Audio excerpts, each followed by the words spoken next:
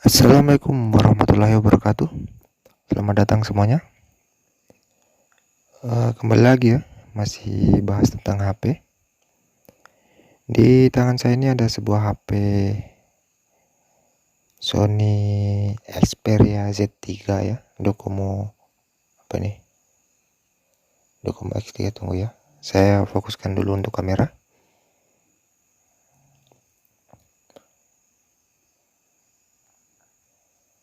Nih kamera nggak mau fokus.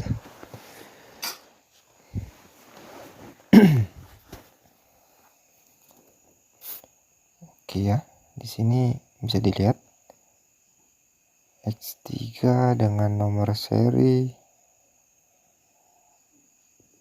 SO02G. Oke. Dan di sini HP masih hidup. Posisi HP masih menyala. Masih bisa dihidupkan tentunya. Tunggu ya, kita tunggu booting.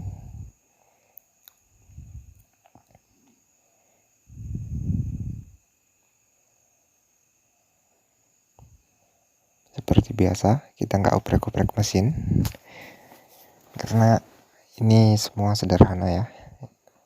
Main yang simpel-simpel aja, ambil yang sederhana aja. Di sini kondisi sudah kebuka backdoornya karena kemungkinan besar udah dikerja. Karena saya dapat dari rongsokannya, kemungkinan besar ini sang pemilik mungkin udah kerja sendiri atau mungkin bawa ke konter. Tapi untuk seri ini agak susah ya untuk di daerah sini. Nah, ini posisi nggak bisa disentuh kondisinya. Untuk screennya rusak. Ini nggak ada respon. Dan ini udah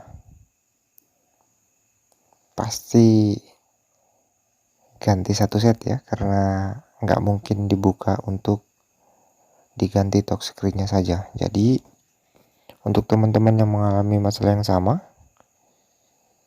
dan udah nggak bisa ketolong ya, silakan diganti untuk satu set. Nah ya, di sini tentu saja jika pembukaan casing teman-teman harus hati-hati karena posisinya ada kabel jaringan ya. Ini langsung saja kita eksekusi, kita buka. Kita paksa aja karena ini masih original. Lemnya nggak terlalu kuat ya kalau yang masih original malahan.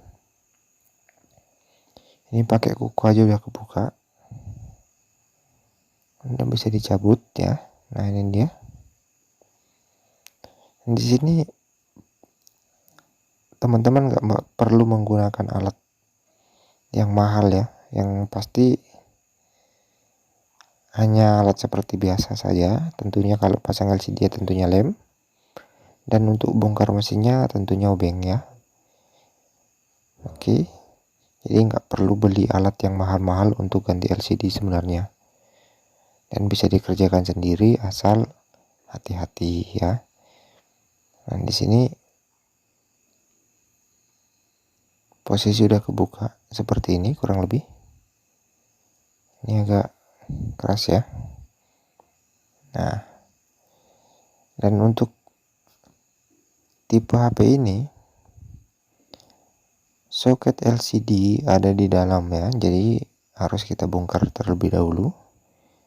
Ini sekali lagi ya, untuk tipenya Sony Xperia Z3 Mini ya, Z3 Compact Mini atau nomor seri SO02G ya.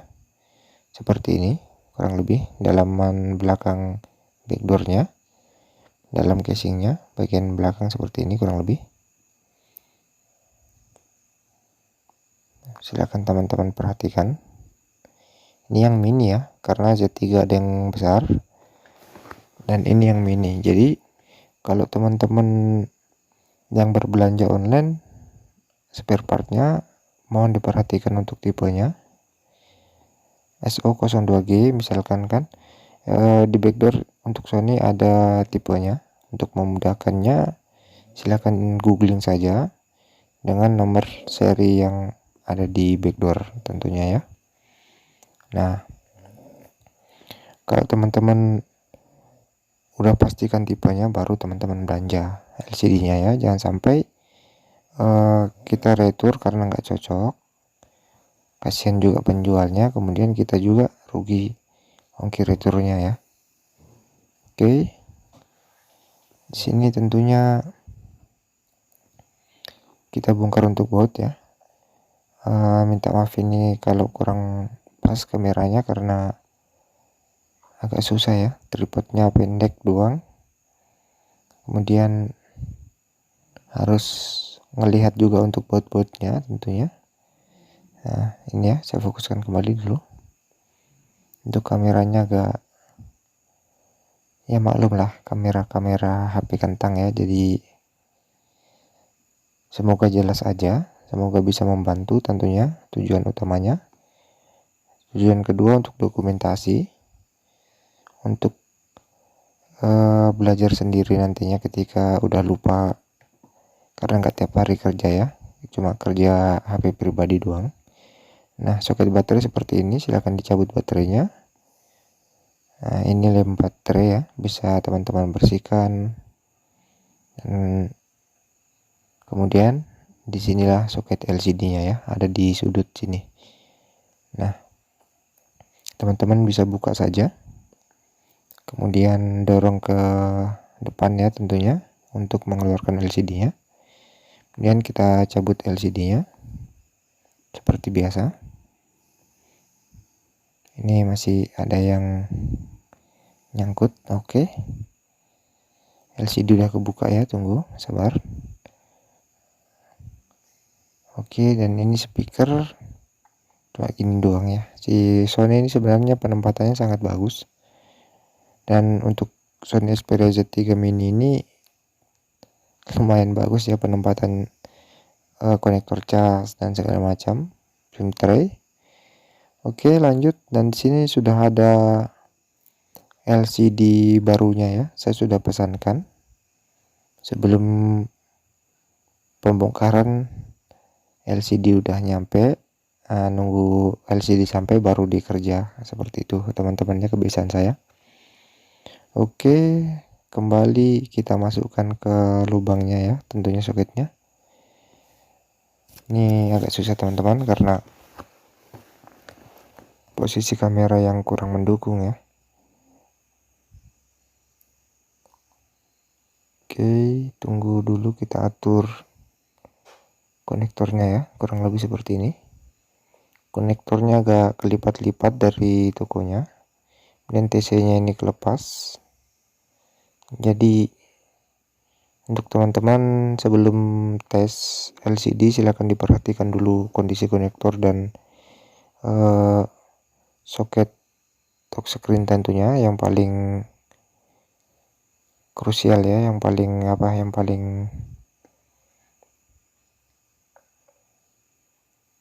paling penting lah. Nah, seandainya yang tadi nggak bermasalah TC-nya ya, mungkin nggak perlu ganti LCD. Jadi kalau soket LCD-nya, soket touchscreen-nya maksud saya, nggak kepasang dengan baik, maka otomatis layar sentuhnya akan bermasalah teman-teman ya. Oke, di sini agak susah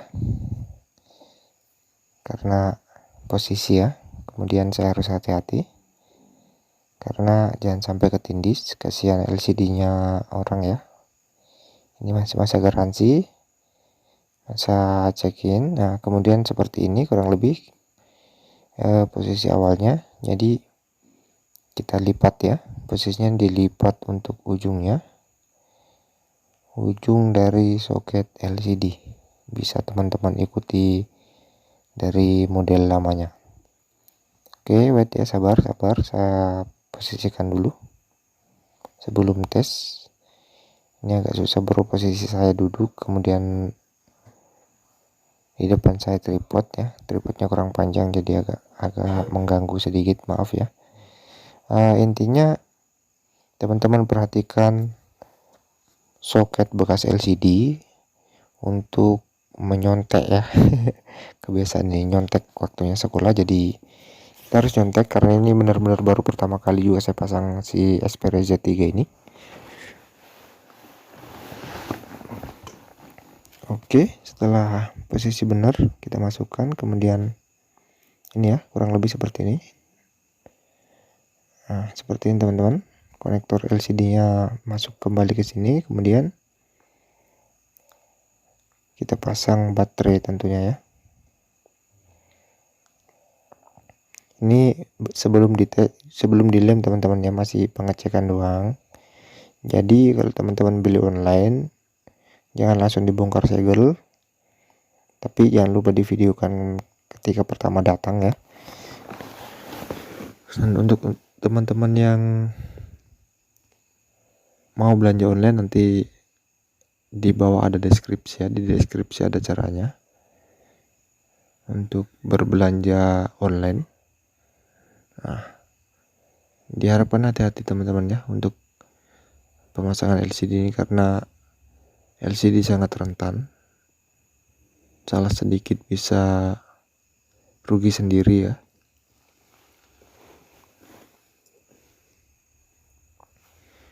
Oke, kembali lagi kita tunggu booting.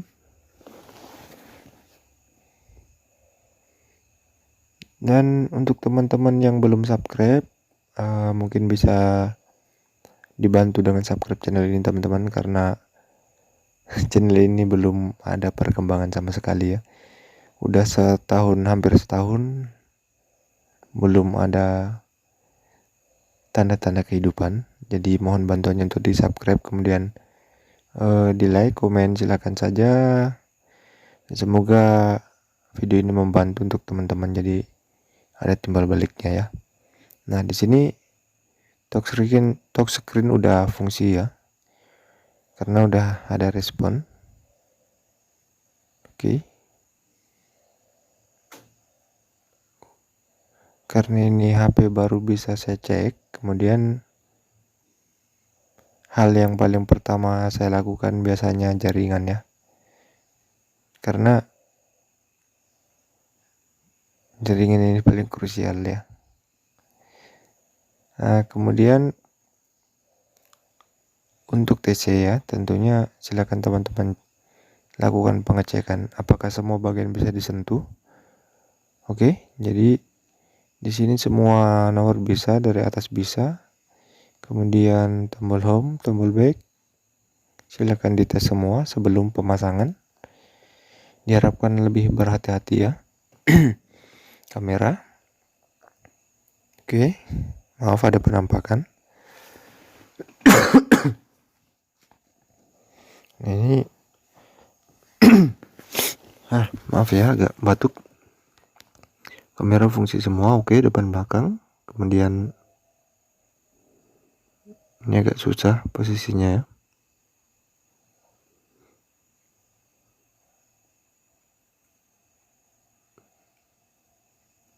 Jadi jika teman-teman sudah pastikan touchscreen udah bisa ya, intinya kalau LCD untuk ini sebelum cek mesin juga gak masalah, asal touchscreen udah dipastikan benar.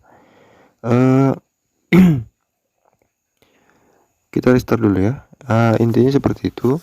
Kita lanjutkan pengecekan nanti. Yang jelas touchscreen udah fungsi semua, kemudian sudah bisa kita pasang LCD-nya, karena untuk Sony Xperia Z3 ini mesinnya dari belakang, nggak seperti Samsung. Ketika udah dipasang ada minus, maka capek bongkar lagi ya, bukan capek sih, resikonya bongkar lagi untuk LCD. Tetapi untuk Sony ini nggak perlu terlalu khawatir, karena memang posisi mesin ada di bawah ya, ada di belakang maksud saya. Nah, kita cabut kembali konektornya. Pengecekan LCD dan TC saya rasa sudah oke. Jadi kita lanjut ke tahap berikutnya ya. Oke, sabar. Kita amankan dulu. Tadi masih agak nge-lag, tapi bisa semua disentuh, tapi responnya masih agak susah ya. Jadi silakan teman-teman posisikan konektor touchscreen tentunya. Nah, di sini langsung saja kita eksekusi. Ada lem tentunya, senjata paling utama. Kemudian di sini pinset saya gunakan untuk mencungkil ini aja si segel ya, segel toko.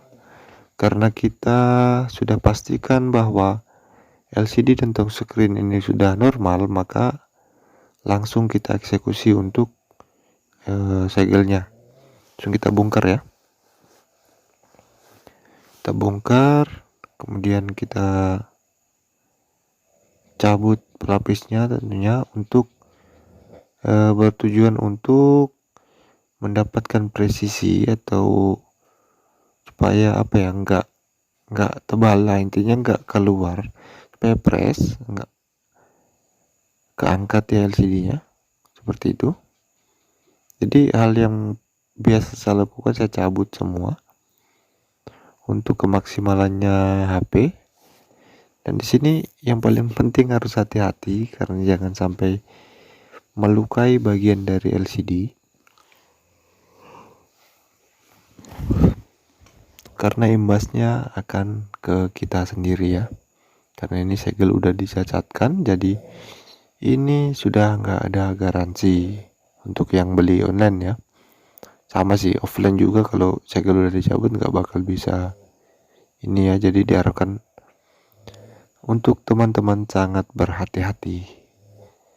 Nah, setelah segel dicabut, kemudian hal yang biasa saya lakukan lagi, pengecekan lagi ya, pengetesan ini ya. Kita coba presisi enggaknya ini LCD ke bezelnya, ke tulangannya. Jadi jangan langsung lem teman-teman, jangan sampai ada bagian-bagian yang masih kotor atau masih belum bisa presisi.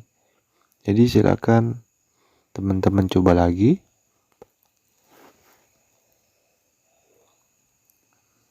Periksa semua sisi tentunya. Kalau sudah dipastikan ya silakan langsung dilem tentunya. Ya.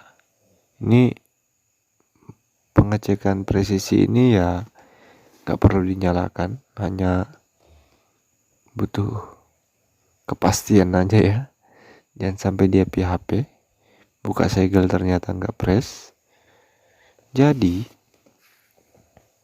ketika teman-teman sudah pastikan HP normal, yang paling pertama tadi ya, LCD normal, kemudian bisa presisi, dan kemudian teman-teman cabut segel ya, teman-teman sebenarnya bisa cek kembali ya. Intinya jangan terburu-buru, jangan sampai pembukaan segel tadi melukai bagian atau ada yang cacat, kan lebih sayang lagi jika sudah dilem ya. Jadi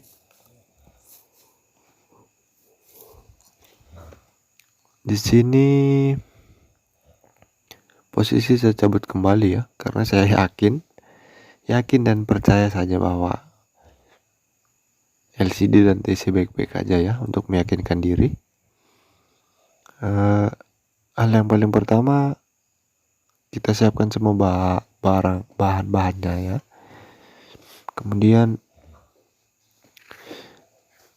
kita ikuti LCD bawahnya.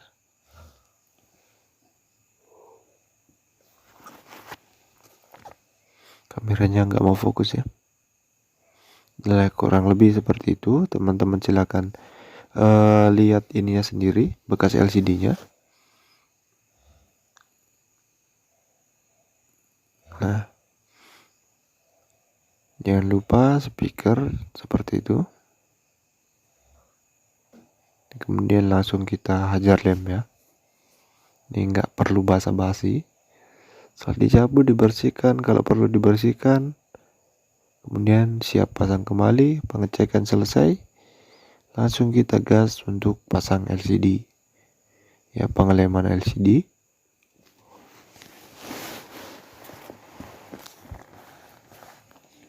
Maaf jika menutupi teman-teman ya. Intinya silakan teman-teman lem keliling semua LCD seperti ini, kurang lebih. Saya menggunakan lem hitam ya di sini karena saya takut cahayanya keluar, yang pertama. Yang kedua, daya rekatnya lem hitam ini lebih lumayan dibanding lem bening. Lem bening biasanya keangkat ya agak susah ya.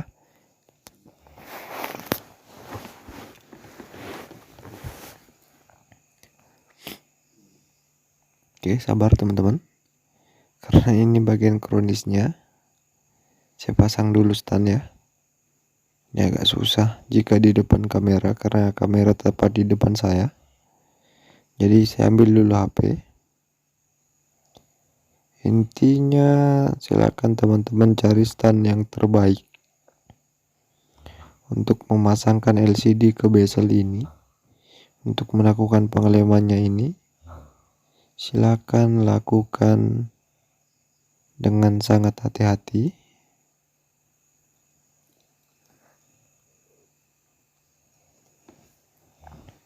Nah, jika teman-teman mau mencoba juga, karena tadi saya nggak coba ya, jadi setelah pasang LCD saya langsung tancap baterai seperti itu untuk mencoba apakah HP ini masih bisa hidup ya. Sambil kita restart, kita ikat dulu karena menunggu terlalu lama jangan sampai lemnya mengering, kita malah rugi 2 kali ya. Jadi langsung kita gas saja, kita hajar.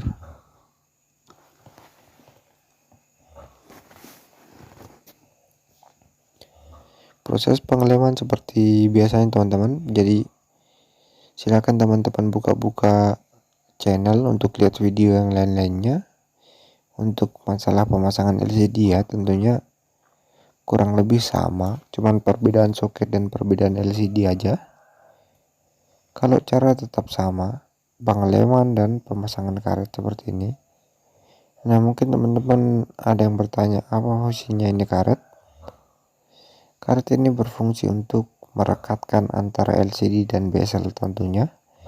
Yang paling pertama, untuk mendapatkan presisi ya. Ketika teman-teman sudah periksa semua presisi enggaknya ya, teman-teman sudah berhasil sampai di situ. Tapi di sini saya pengen nggak lari ya, benar-benar rapat di ujung.